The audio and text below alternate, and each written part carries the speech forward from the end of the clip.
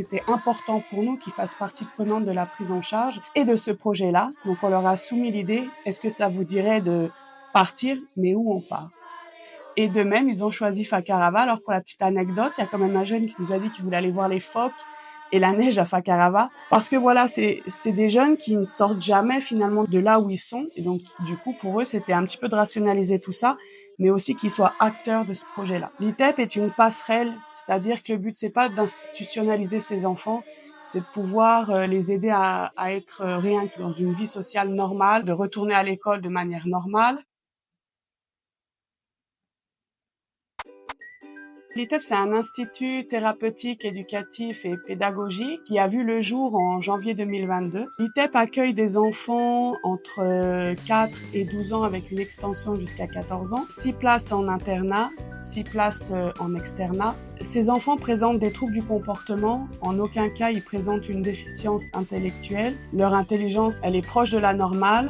Mais ces enfants ont vécu des traumas dans leur enfance qui font aujourd'hui qu'ils ont des difficultés à exprimer ce qu'ils ressentent, à exprimer leurs ressentis. Et donc, par ces troubles-là, ils vont avoir des retards d'apprentissage. Bonjour, moi je m'appelle Brandon, j'ai 13 ans et j'habite à Pire-Air et maintenant je suis là à l'ITEP à Montréal. Pour moi, je me plais ici, c'est juste que je me frustre ici et des fois aussi un peu de crise. Et pour moi, le reste, j'aime bien du textile. On a travaillé Ma Polynésie cette année et pour clôturer sur ce thème-là, on a pensé avec l'équipe de proposer un séjour aux jeunes, puisque c'est des jeunes, les familles n'ont pas financièrement les capacités de pouvoir subvenir à un voyage. Et puis, il faut aussi les sortir parce que le but, c'est de les socialiser avec des personnes différentes. L'idée est venue de proposer un séjour de rupture. La buvette, préparer du poulet frit, avec des stipots, brochettes, gâteaux, tarte. On fait tout ça pour avoir de l'argent pour payer à la Fakarava.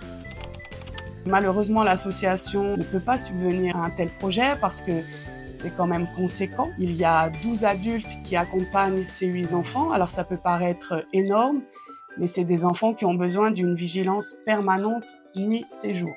On serait très reconnaissant si vous pouviez participer pour financer nos billets d'avion parce que c'est ce qui est le plus coûteux dans notre projet. Donc c'est pour ça aujourd'hui qu'on fait appel à vous, savoir si par le biais de dons vous pourriez nous donner un petit coup de main pour pouvoir partir et pour pouvoir dire aux jeunes on y est arrivé, mais ça serait en partie grâce à vous. Moi je dis merci pour tout.